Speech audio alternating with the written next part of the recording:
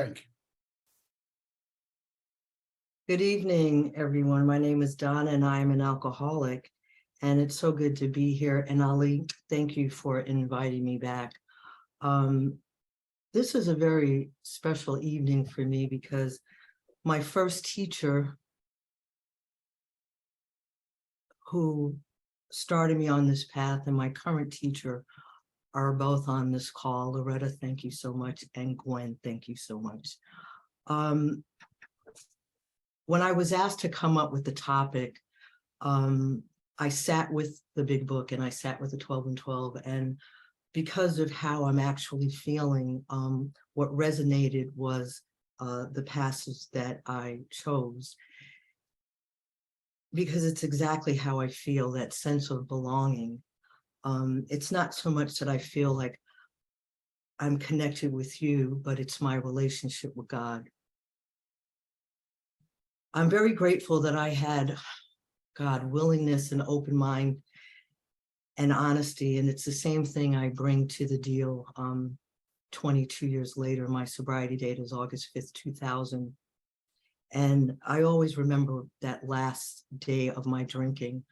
I was finding that I always had 50 cents in my pocket time and time again. That's how my runs always ended.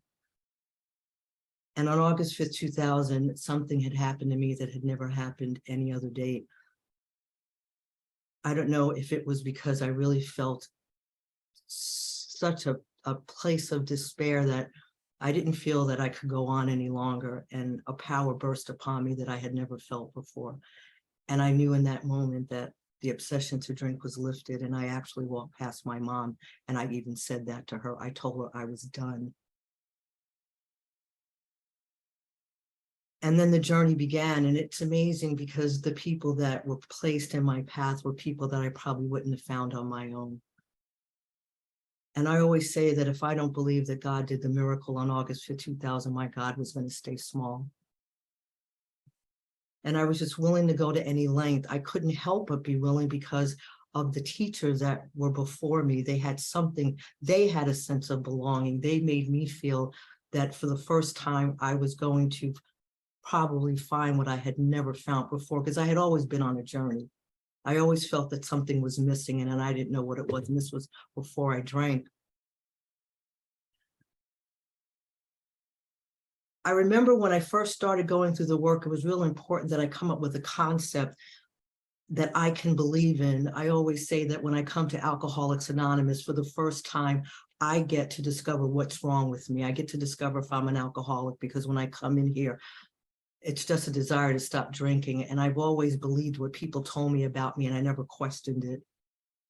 And so for the first time, I was able to decide for my own satisfaction that I was an alcoholic. And then I get to decide what this God of mine looked like and what God I was going to believe in, because I knew that whatever God that I chose, it was going to have to be powerful enough in my willingness for me to continue to do the rest of this work. It's amazing because the concept that I had in the beginning, it's not even about my concept today. I don't think that a concept I can come up with would be big enough for as powerful as God is in my life. Prayer and meditation, it's amazing to me because I used to think that meditation was just sit quietly, and I realized today it's listening to God. And something I've never said before, I said not too long ago, I said that I have all that I have. And I used to say I have all that I need. And I realized that there is nothing that I need as long as I just realize the consciousness of God within. But it took a journey for me to get here. I've gone through the work with different teachers in my 22 years. I'm very grateful for each and every person that gave of themselves.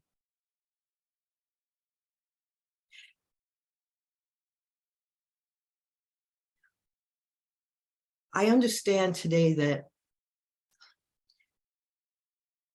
I had I moved to Florida from New York, and I knew that I needed to move for a long time because I couldn't afford New York any longer. I'm semi-retired. Yes, I collected Social Security. But I didn't know where I was going to go.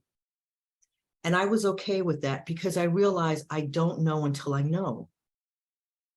And I was always on an I need to know basis. And now in my life, I don't know until I'm led. And I also needed to get my hip replaced. And I didn't know if I was going to do that in New York or if I was going to do it in Florida. And I didn't know until I knew. And I knew when I was going to have the surgery was when the surgeon said that we can see you on October 13th. And now I know that. And then I knew that I had to move and I didn't know where. But I found an apartment when I found the apartment. And I'm finding that the more that I just rely on God, then I have the space to do what God's intends for me to do, is to just rely on him and work on his behalf. I'm very grateful that I have an opportunity to carry this message to other alcoholics. I also understand the importance of being in companionship with people. I never understood that. I think the reason why I'm able to feel a sense of belonging, because I'm able to see that we're all united under this omnipresence of God. And I'm able to see that when people are showing up, if they say things or do things that may be unkind, that they're not doing it to me, that in that moment they're being spiritually unconscious, the very same way that I can also show up spiritually unconscious. I don't attach myself to other people's behavior, and that's so much freedom. I have an opportunity to be here in Florida. I was a very disobedient child, very disobedient teenager, and very disobedient adult to my mom. And I get an opportunity to show up for my mom today. Now, my mom hasn't changed. She still complains a lot and everything just upsets her. But I'm able to love her. I'm able to see her and accept her and try to be of service to her. And when she starts complaining, I just go, really? That's such a gift. I no longer live in a completely hostile world. My world was always hostile because I was bringing most of the hostility. Most of my life, my happiness was contingent upon how people treated me and what people thought about me. But really, it's how I thought about myself. And as I live the spiritual life, see, I have a desire that I'm willing to die daily.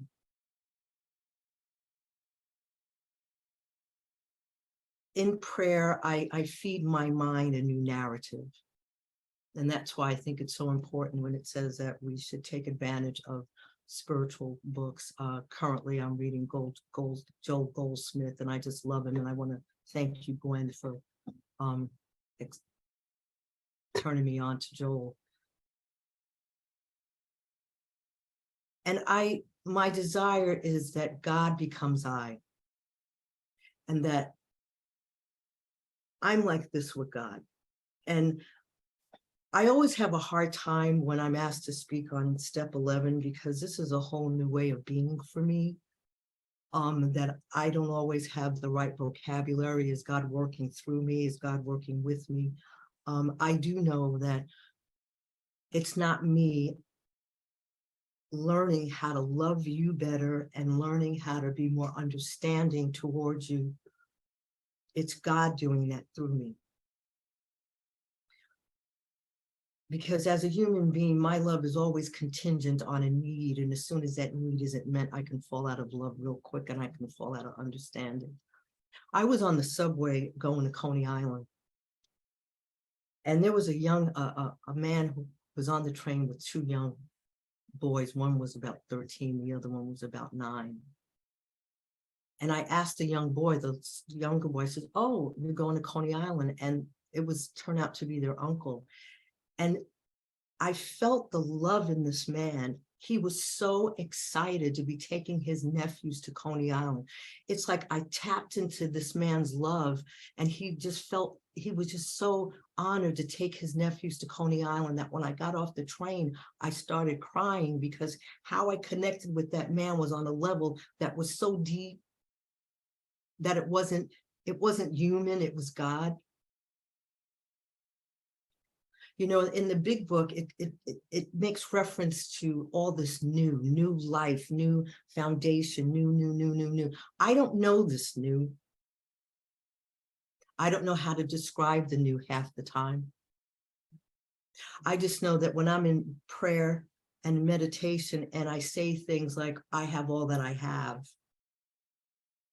that was powerful for me, because I realized that I don't need anything. I also am not alone. That sense of belonging goes deeper than me feeling connected to you. I had my hip replaced on October 13th. And the only people that were in my life during that time was the visiting nurse, the physical therapist, and the woman who came in to walk to feed my cats because I couldn't bend down. Now, on my own, I would have felt I was so alone. Nobody's here with me. But do you know that each one of those people that I just mentioned, I was in companionship with them. I couldn't go down. I would throw the key out the window. And when they were in my presence, I just connected with them. She wasn't the visiting nurse. He wasn't the therapist. She wasn't the person to feed my cat. They were people. We were one. We connected. We talked.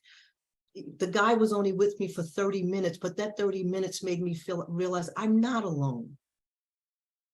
I was able to pack up my apartment pretty much on my own. I did have people that came to assist me, but it was amazing what I was able to do. It's mind-blowing. And even before the surgery, my hip was really bone on bone. The pain was in the background. Some of the most powerful big book readings I did with sponsees when I was in the worst pain. So I know God is real. We are no longer lost, frightened, and purposefulness. There's a sense, I don't, like I said, I don't do justice in describing the feeling I have about God. I just know. And when I fall short, thank you, Gwen, because Gwen says 10, 6, and 7. And sometimes there's a character defect of mine that was coming up. Man, I get very annoyed, or used to get very annoyed, if I was doing something and I got a phone call from someone like, damn, why they call me now? Just so irritated. And I don't type, because then it becomes semantics. I got to worry about the keys. I just use my phone, and I use the mic on the text message, and I just personal inventory, just told Gwen what I did. Like, once again, I was rude, and I was disrespecting a person trying to do their job. And then I went right into 6. God, please remove this objectionable behavior, this need I have to feel that people can only call me when I'm ready for them to call. And show me how to be kind and considerate. And then I'm giving God more of me. And sometimes I'll say the word, God, have more of me. There's something about when I say more, because I feel like I'm giving a lot, but I'm giving a little bit more right now. I must have did that same behavior, must have cropped up time and time again, that one day I said to her, OMG, like, I can't believe I'm still doing it. I'm still being rude. And she said, Donna, just continue it, because it'll get better. And by God's grace, when people call me today, I just automatically give them space. Like, I just give them space. And I realize that people are just like me. They're trying to do their job. And that we're all connected by one power, one love. So I don't try to look at differences, because if I look at differences, then I'll never feel a sense of belonging. I'll never feel like I'm not living in a hostile world. The rest of this says we begin to see truth, justice, and love as the real and eternal things in life. I never understood what being of the world meant and being in the world. I used to be of the world, power, money, and prestige. That was my thing. And I failed miserably at it. And I realized today that if I rely on God, I see God, it's God's eye, God's truth, God's justice, and God's love. That's the thing. I'll get all the other things. And to me, when I'm practicing step 11, the most powerful prayer, if I never know any other prayer, it's that third step prayer that gets me. Who should bear witness, not to me, but God's love, God's power, God's way of life. And so I realized that I don't know where this ends, the seeking. I'm just a seeker.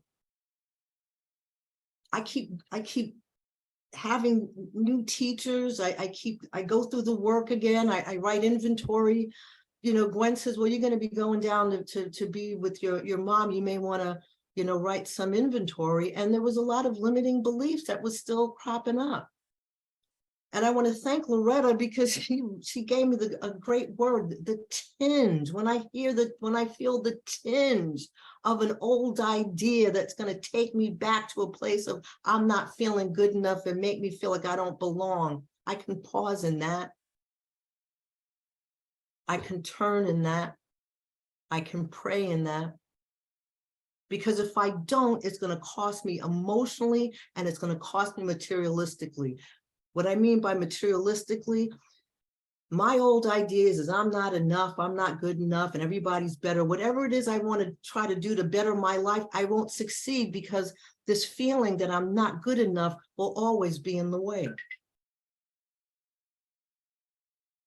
So for me, this program is about dying daily. I always say that the God that created me, he recreates me, but I got to see what I did in the middle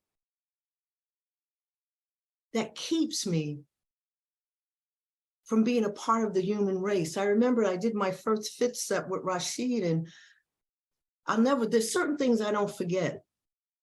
And when he dropped me off to go sit for an hour, he said, now go join the human race. That rocked me. I remember the first time I realized that I had to totally let go and let God. I did my first third step, but I was doing fear inventory, and I realized, wait a minute, I know what's going on here. I'm supposed to give God all.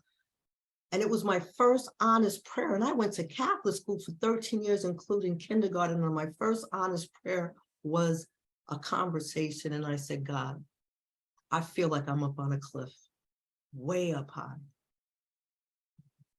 I'm willing to jump, but are you going to be there to catch me? I was willing, but this was my first time really wanting to form that relationship with God. And I just needed to ask him, are you going to be there to catch me?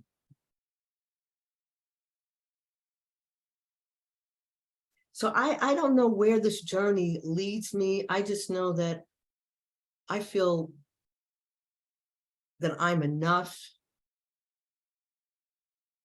I don't feel alone. I'm starting a new chapter in Florida. I didn't think I'd be moving to Florida, but I don't know what it holds for me. I don't need to know. I really believe that God is in front and he's straightening out the crooked lines. I believe that my cross to bear in life is being an alcoholic, because the pain of being an alcoholic brought me to my knees for me to seek God. So I can be part of the segment of the world who is willing to do God's will. I think the most beautiful thing to do, at least for me, is to be used by God. Just use me. And I don't know if there's ever an end, but that's my desire. And I notice that I get through my days. I stopped saying I have good days and I have bad days because it's still selfish if I start talking like that. Because trust me, it's only a good day when I get my needs met. And it's a bad day when things don't go my way. There's no God in that.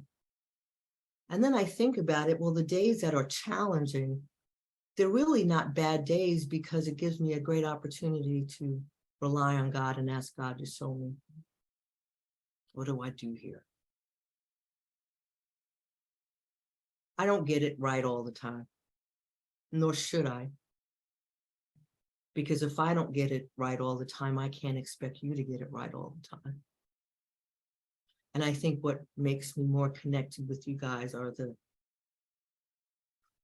the things that we do human. I'm grateful that I get very uncomfortable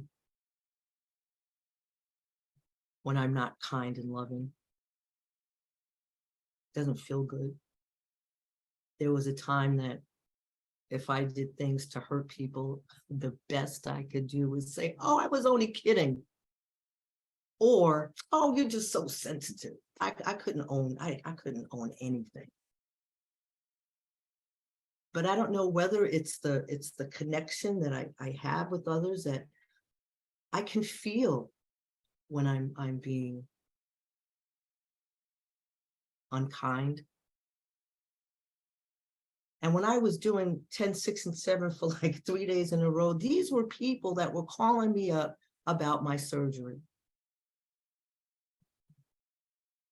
And every time I was rude, damn, I felt really bad. But I don't know why, God, I just kept seeing that. And maybe I had to keep seeing that behavior so I could be free of the behavior, because I kept going to God and pleading with him, God, please, these people don't deserve me being rude like that. And I realized that when I'm on dealing with anybody, it can be companionship if I just respect them. And then we can start talking about a whole lot of things other than what they even called for. That's a new term for me, companionship. So I guess I gauge my spiritual growth by the newness in how I talk about it. And sometimes I don't know how to talk about it. And that's why I'm so grateful for people that have been on my path, on this path before me.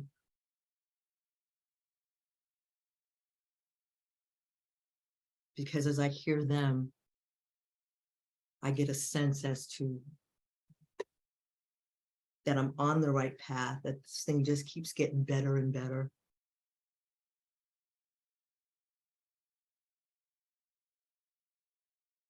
I realize that desire is very key. Not everyone has the desire to die daily. And I'm finally understanding that in how it works, it tells us what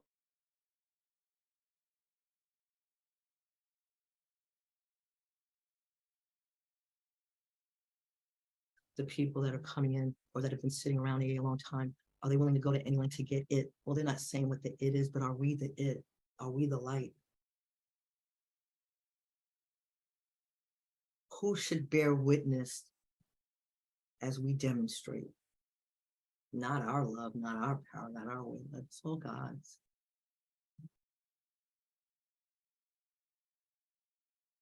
I think it's the coolest thing to be a vessel for God.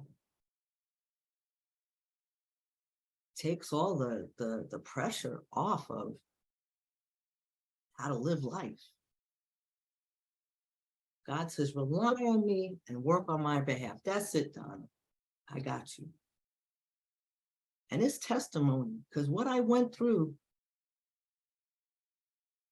from that surgery till today, it's amazing to me that I got through this with dignity, with not feeling alone, not thinking I needed. I actually, this is funny. I always thought when I got furniture in a box, I needed somebody to put it together for me. What? This desk, I put it together. And it was interesting because even putting the desk together was an exercise in not giving up when things don't go right. Because I literally had to take the top off twice. And as I was going through it, it just reminded me of life. Calm down, slow down, start over. And I'm so proud of this desk.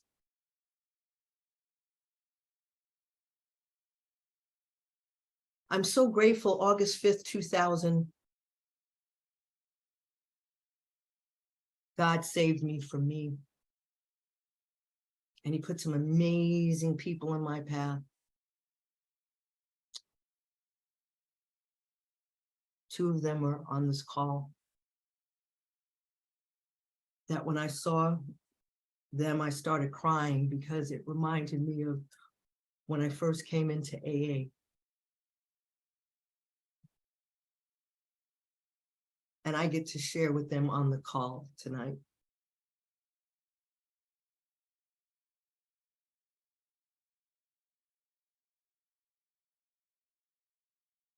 I think God knows the desire of our hearts. God knows. Because I couldn't have gotten here on my own. And it tells us it's so simple. All we need to bring is willingness, open-mindedness, and honesty. That doesn't change. The same willingness, open-mindedness, and honesty I had 20-something years ago is the same willingness, honesty, and open-mindedness I have now. The only thing that's different is I know less. I know less. I don't need to know. I also love the fact that I can stay still a long, long time. And whenever my mind wants to wander in meditation, I just say a prayer. And like I said, that third step prayer to me just sums it up.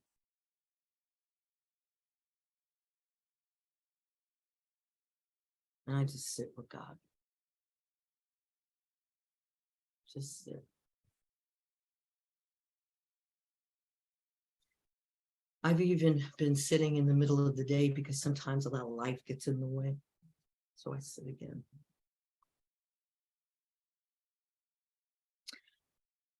Evening review, the question that always comes up, what could I have done better? I guess that question always stumps me. Because I don't know. I don't think I could have done anything better. Because I usually am able to see what I've done when I look at selfishness and dishonesty.